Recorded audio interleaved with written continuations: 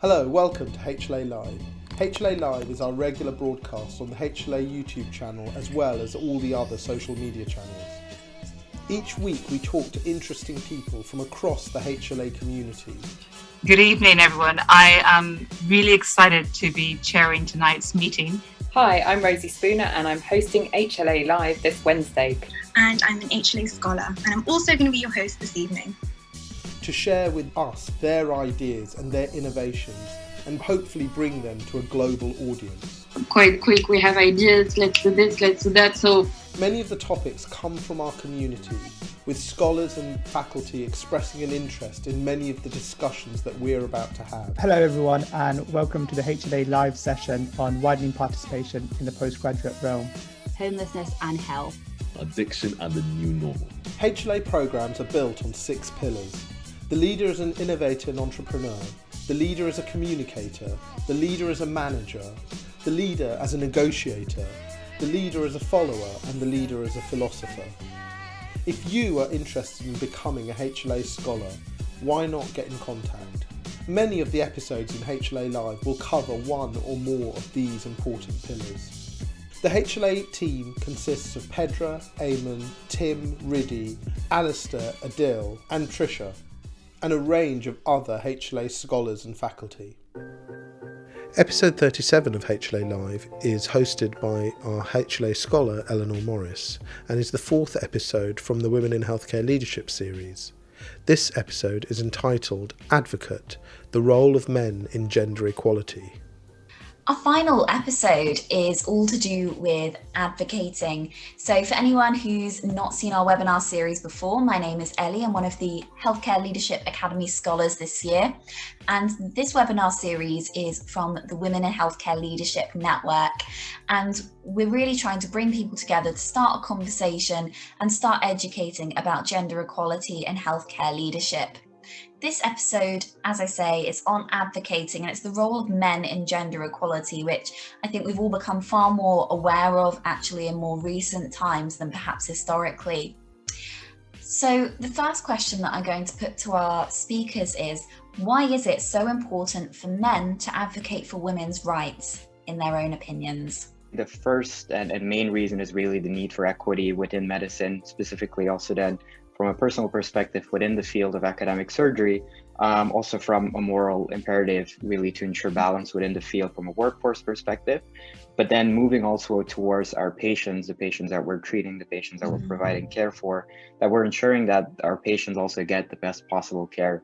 All men are related to a woman somewhere. They'll have a woman in their life that they have, that they love or they've cared for, even if she isn't around anymore. They will have somebody that means something to them, who is the other 50% of the population. It just makes a huge difference if you know that you have an ally on your side. Even if they're not related to them, even if they don't know them, because those women are someone else's mother, wife, partner, friend, sister, and so on. I haven't got to where I have if it wasn't for the support of many men that have helped me to get to where I am, mentors that have helped me to get to where I am, and as well as females. I think before men advocate for women, we need more women advocating for ourselves. So we need more empowerment, we need more mentoring of female role models to, their younger counterparts or their colleagues around them. Recent studies have also shown in medicine, but also specifically in surgery,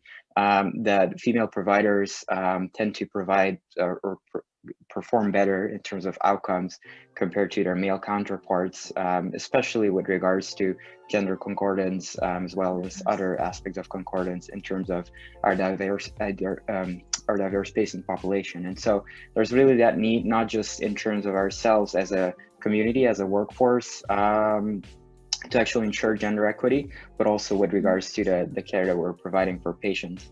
And kind of taking away that insecurity and competition and maybe putting forward nurturing collaboration, because that's what makes things so powerful. There's a lot of discussion about, women's leadership focusing on equality and politically, yes, it's so important. But within workplace settings and specifically healthcare, and sometimes taking this approach of saying to a man like, "Oh, you should be sticking up for us," or "I can't believe, you know, you're not doing this." Sometimes it puts the focus on, and it starts to kind of cause a reaction in a male that the female is trying to play a victim. It's not peaks and troughs. It's not a seesaw. It's not like if women come into power, they'll come thudding down to the ground and, oh my goodness, what will we do? You know, they're going to be up there and we're going to be down there. It's not a seesaw. I was part of I attended a webinar. Recently there was a dental webinar that was basically discussing this gender inequality within the boards of dentistry. It was hijacked by some attendees for whatever reason, I don't know why, and there were two males, and the only people that they would listen to really were the male attendees. I think that they were given far too much, you know, encouragement in actually continuing conversation. I think it was entertained too much. I think that a reaction was wanted, and that's what they were trying to get. They were trying to get a reaction, and actually all I seen was insecurity from them when this conversation was happening, because I thought these women are like fantastically showcasing who they are and experiences.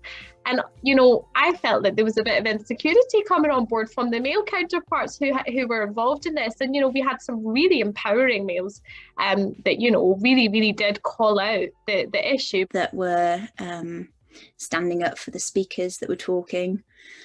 So unfortunately, I think that people who hold sexist views will only listen to male views. Not only, but in a lot of cases, they may just find the views of men more impactful to them.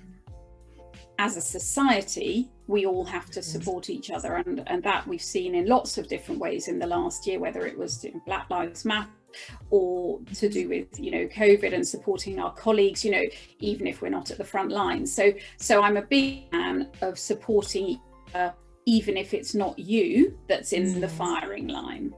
How do you quantify love? How do you quantify hate? How do you quantify support and empathy? You don't. It's an endless resource. What we've seen in 2020 with the pandemic and with a lot of the systemic racism, systemic disparities, etc., that have perpetuated and been illustrated as a result of the pandemic, as a result of various events during 2020. These have been very pervasive throughout medicine, throughout healthcare, and are impeding care for our patients, as well are impeding equity on the work floor. And having a diverse, equitable, inclusive workforce can also ensure that healthcare policies that we're setting, that the education that we're providing, that the systems that are in place are also more inclusive for our patients that we're treating for. And in some ways, actually, I think a lot of men want change, and I think they would like to be supported as well, because maybe they don't want their cup so full at the moment. Maybe they want to release some of the burden of expectation of being the breadwinners, to excel, to constantly have to strive. Maybe they want to spend more time at home. Maybe they want the pleasure of domesticity as well. In which case, if their cup is brimming, maybe they want to bring it down a little bit. And that's a story that needs exploring too. It is changing, not just at the level of medical school, not just at the level of residencies itself, but also at the level of professional societies, journals, and so forth, that are actually putting more emphasis on these disparities, recognizing that, putting that in a spotlight, and also remaining accountable for what has been perpetuated for so many decades. And we can definitely see that now at a lot of academic surgical conferences, where there are sessions popping up on women in surgery, women in thoracic surgery, gender equity, and diversity, equity, and inclusion more broadly.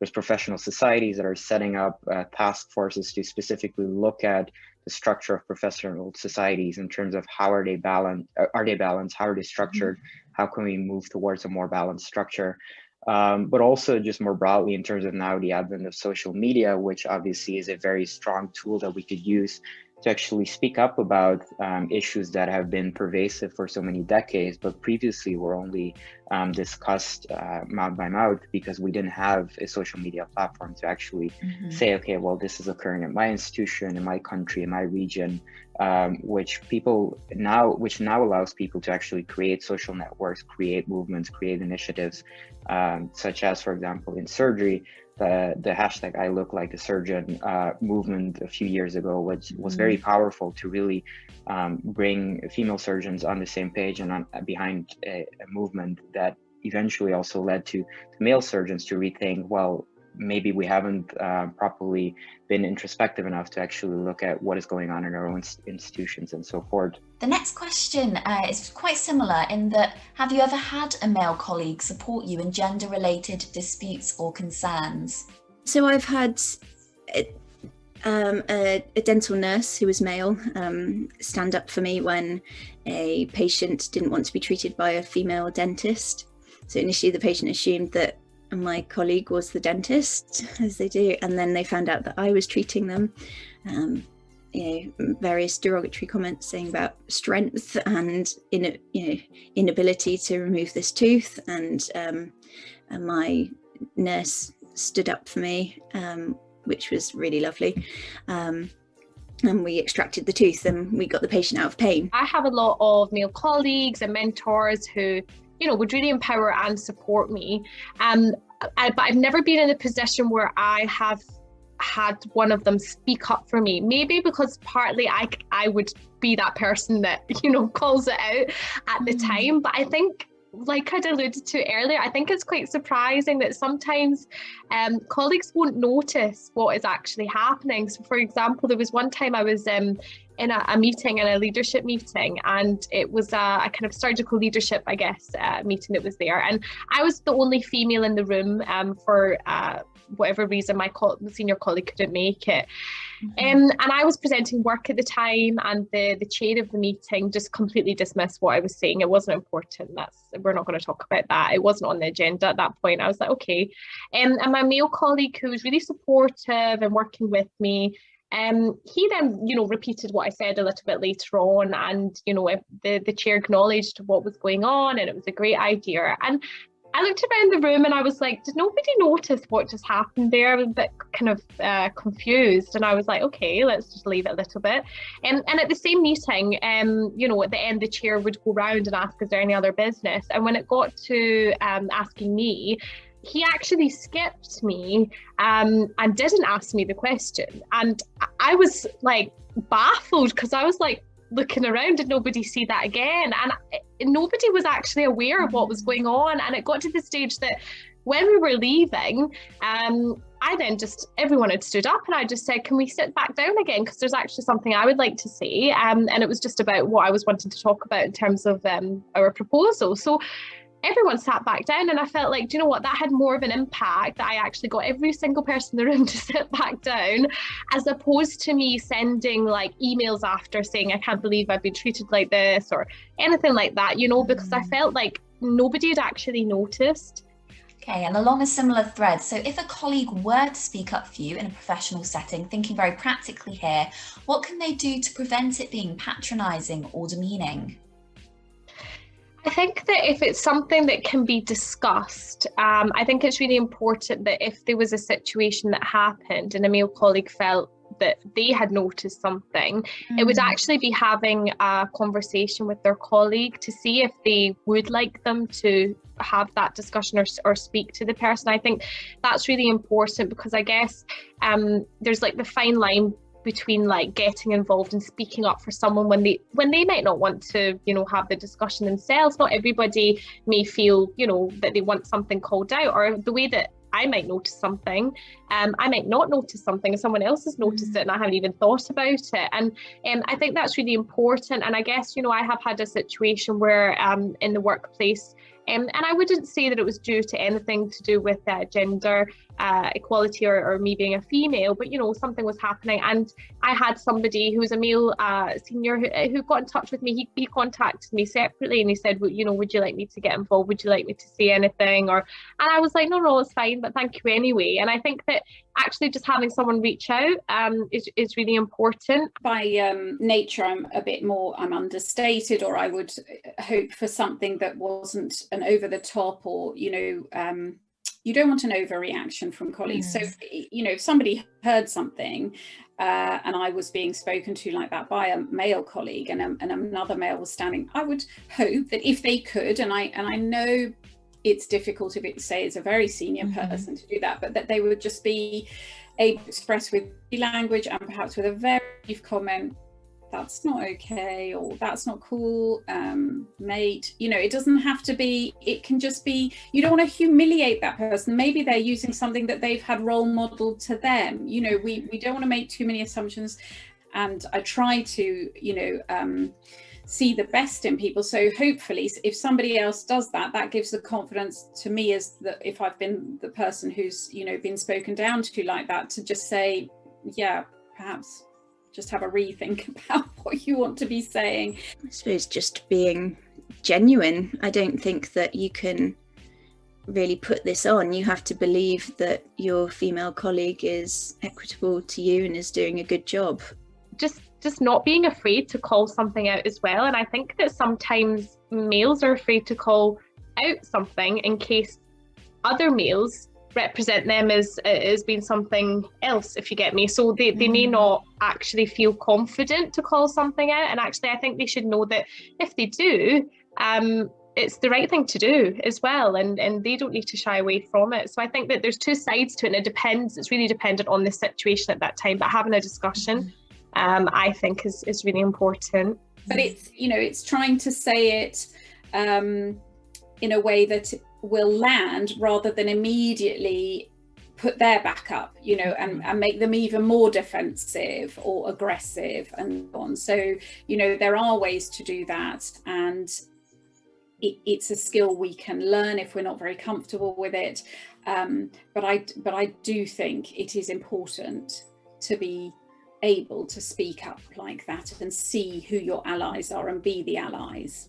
So we're going to move on to talk specifically about surgery here, because that is typically a male-dominated field within medical care. So do you feel that that's still true, that surgery is male-dominated?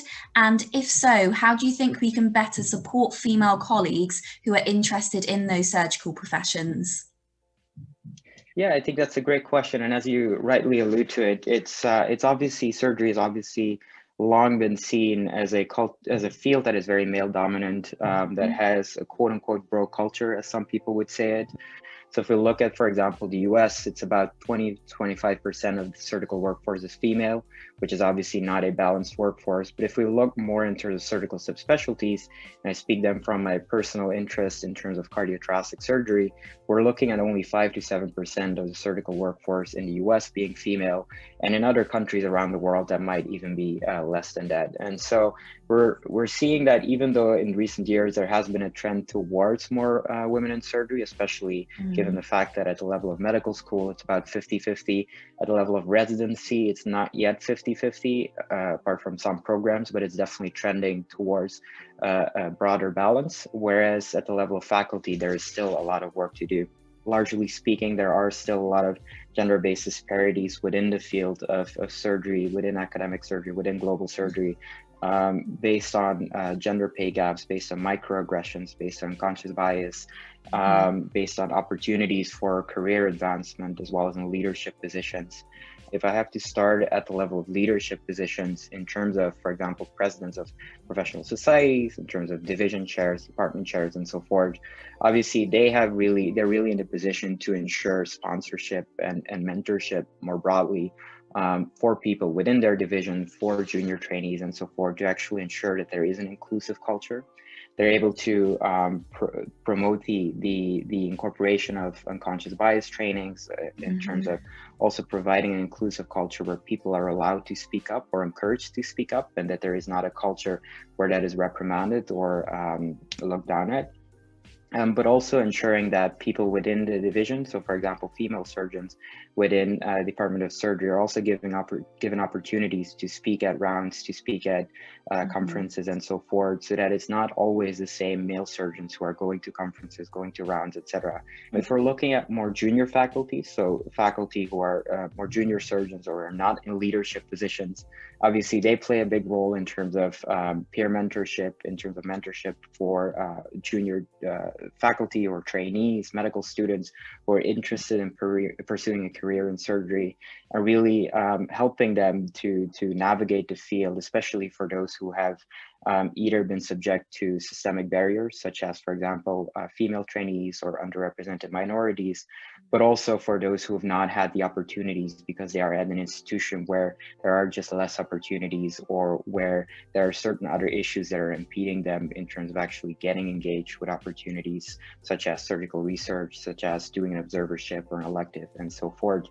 And my final question today is, how can we create a culture shift within the NHS? So, for example, if you had a magic wand, or thinking more realistically, what would you actually want to do to change that culture within the NHS? And what do you think is the next step towards gender equality in healthcare leadership? I think our male colleagues have to understand the difficulties that we face. They have to realise that sexism is a problem, and I think it's actually denied by the majority of males because they think they don't have an issue, they haven't been overtly sexist to anyone, so there isn't a problem. You know, they don't really understand why this is still ongoing. They just think we've addressed this, let's move on. Come on, we're being ridiculous. You know, we're not stuck in the Stone Ages. But actually there is an issue. There are certain people, men or women, or however they want to identify, where you're just not going to change their mind. It's such a wasted energy. You're not going to change everybody's mind, and the chances are, you know, if there was a homogeny of thought, we wouldn't be humans. It would be boring. It wouldn't work. You know, it's actually that up and down, that diversity of thought that makes life worth living. I think when it comes to sort of gender issues or race issues or trying to create change, just spend energy on those that are willing to listen, that have an open mind, that are mature enough to try something new.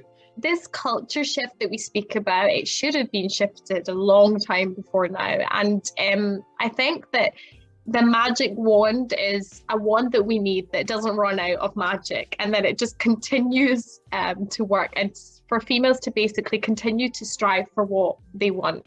I think I've spent way too much energy and time on haters, just general people that, what's the point? They're never gonna change. It's either too ingrained and they're a product of their upbringing and they just don't want to.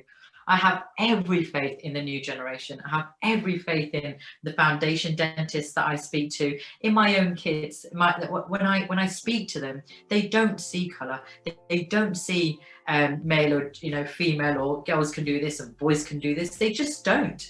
And it's so refreshing to hear it when they pull me up.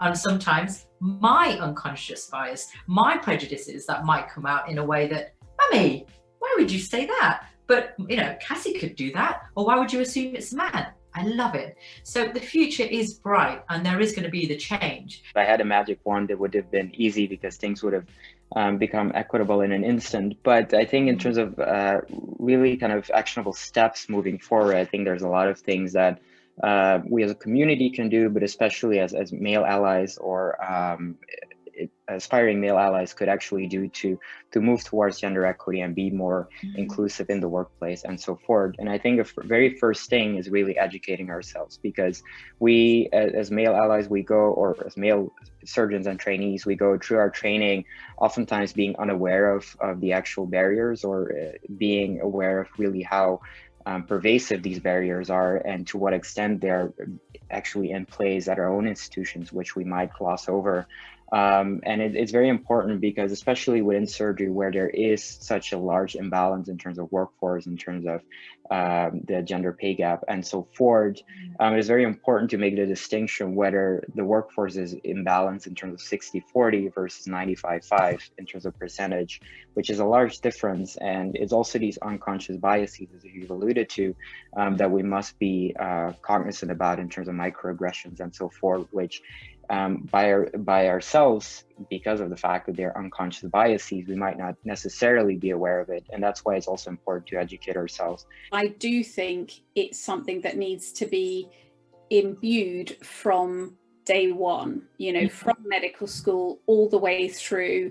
the calling out, the being an ally, all of those things, there probably need, I mean, there may already be, I'm not up with the medical curriculum, but, you know, those things need to be talked about, openly discussed, maybe scenarios, you know, which are always a great way to address them, discussed, and not just obviously for the male female thing. You can make it very general. You can talk about whether you're being an ally and culturally sensitive and so on for lots of different groups of people, demographics. So perhaps that is happening already in medical schools, but for me it would have to be, you know, that it starts from day one. These are the messages. This is what's okay, this is what's not okay, and this is what you do if you're concerned. With regards to the culture within an institution, it's obviously also important for male surgeons, male faculty, etc., to also speak up when they notice that the culture is not good, or when people are subject to unconscious biases because, for example, a colleague might have said something where they not necessarily think that they're doing something wrong. Like, for example, calling all male colleagues doctor last name, but all their female colleagues only with the first name. And actively addressing that as well, and speaking up and saying, hey, okay, maybe we shouldn't be doing that, or maybe you should reconsider how you're currently navigating a certain situation, or how you're addressing people, etc. But at the same time, also trying to promote an inclusive culture. I think we really need to look at data. We've got data here, and I think if we look at the data, this is an issue that has been present in the NHS, in health and social care for a period of time, but it's not really been acted on. Apart from now, I feel that the conversation of the gaps that exist are happening, and I think that this evidence is very important. We need to look at what women want as well. So for me, I think that we need to identify the problem that is going on, and if there's lack of female representation in certain, you know, work life streams or boards, we need to look at why that is, because there's lots of different factors that might relate to this culture that exists. A specific example of that would be also being considerate in terms of the wording that we use. For example, I've mentioned earlier that there's a difference occasionally in terms of how we introduce male colleagues versus female colleagues, but also in terms of how surgeons and faculty write their recommendation letters. And it might be that they're using more positive wording for male trainees versus less positive wording for female trainees, or using more adjectives or superlatives than they would for others. Also, the structure of the NHS, maternity leave, I think that it's maybe the introduction or the promotion of paternity leave, making it more socially acceptable for men to take a bigger role in that sort of time period and childcare onwards. So men understanding that male colleagues may need to take some leave to look after their children, or leave a clinic at 5 o'clock because they have to go and pick the children up because they have a wife who is also working. And that has to just be accepted as well.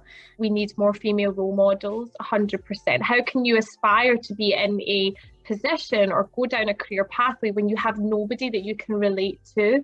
And I have, you know, luckily, as my career progressed, met some fantastic mentors and female role models. But prior to that, I didn't have a female, apart from my own mum, who's not in healthcare. I didn't have a female within my career pathway that I looked at and thought, okay, that's it, I'm going to, you know, go down that route. I had to create my own path and make it up as I went along, because, you know, I didn't have that. And I think that's really important. We need women in positions of power because they got there on their own merit. I think that we have to make sure that we're not scared to make the change and put ourselves in the positions that we might not feel would accept us. I think that we don't need to change to fit in, but the environment needs to adapt to females being involved in these conversations, sat at these tables, with our male counterparts, and our male counterparts really need to just welcome us. Being in a position that you are willing to not only take feedback, but also actively make time to actually listen to people within your division, to your colleagues, to your mentees, to your mentors, and so forth, and becoming a confident and saying, okay, I'll make the time to listen and to observe in terms of what are the barriers being faced,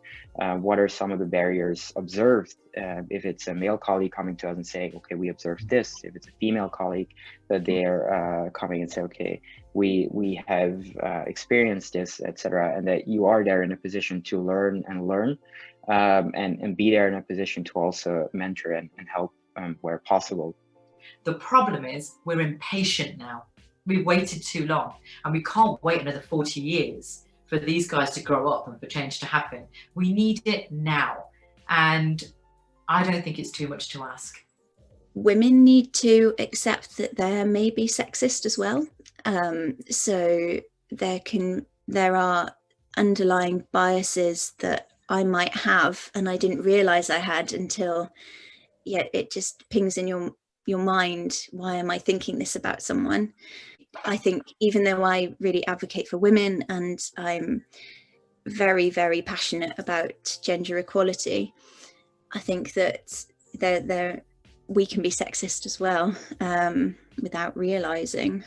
And I think that more females sharing their stories, even like interviews like this, so that people can actually hear what's going on, because you can say, oh, female don't get this role, or we can't get into this aspect of work because, it's all males. But actually females that have had experiences, and I've not had a massively long career, but in my career that I have had experiences and I can share them, and these things do happen, and it's not like a fabrication of females saying that we have an equality issue. It's actually backed by evidence of situations, and I think that we need to stop considering females as being highly emotional. We're actually highly resilient, and when we call things out, it's because things may be wrong, and that's why we do it. And I find it fascinating that we don't need to adapt into the situations or environments we're going into. The environment should be really adapting to us coming in, but also collectively speaking up on social media, at conference, etc., so that people are actually seeing, okay, it's more than just one or two lone wolves in the male community that are speaking up about this, but this he for she movement is really something that is broad across the globe, that is rapidly growing, etc., which might encourage those leaders who think that they are actually being inclusive, or who think that they're not subject to any of these unconscious biases, to potentially rethink and reconsider and be more introspective in terms of what is actually going on. This subject isn't a debate, it's a real life thing. This isn't something that's a debate that we need to see the sides. It happens, and there is gender inequality issues, and I think that it's changing that inequality to become equality. And I think that there's so much we can do, but I think that there's not one person that can change it, not one magic wand that can change it, but we all have to strive to make an improvement, and make sure that the environments we work in healthcare and the positions that are obtained are representative of the workforce that's there. And I'm looking forward to continuing this change, and I think that the more that this subject is discussed, the more change and confidence people have to actually get involved in changing it. So that's my view on it. Okay, thank you so much, everyone. That is the end of our final webinar of this series of 4 webinars across March 2021. Certainly, hopefully, people will continue to watch these webinars over the coming months and years. So if this is you, this was originally aired in March 2021. Thank you to everyone who has been involved in this series. Thank you to everyone from the Women in Healthcare Leadership Initiative, everyone from HLA Live and the wider HLA team. Thank you to all of our speakers, to everyone who's watched, to the charities who've partnered with us. It's been a really lovely project to be involved in, and hopefully some of you have found this educational or even just intriguing, and it might have prompted some of you to even go and find out a bit more about the topics involved. As with every episode, we're going to carry on the conversation now over on Twitter and via Clubhouse. As always, the Twitter hashtags are WIHL webinars and HLA Live if you'd like to leave your comments on this episode. And equally, again, we're paired with charities each week. So this week we're looking at Melanin Medics. So you can find their details again in the YouTube description, and we'll have posted them on social media. So if you have a few pennies to spare, please head over and donate. Thank you again to everybody, and that brings us to the end. It's been lovely delivering these webinars to you. Take care and stay safe. Thank you to everyone that made tonight's episode possible. Whenever our scholars are thinking about complex problems facing our health systems, we encourage them to think about how they make significant change in the world of healthcare. We are incredibly lucky to have some incredible scholars in the HLA. They use the HLA as a platform to take their ideas and bring them to fruition. If you are interested in the work of the HLA, why not join us at one of our future HLA events? Why not join one of our programs? Why not even become a HLA Scholar? Thank you for joining us. My name is Johan Marlowe, the Director of the HLA, and it's a good night from all of us.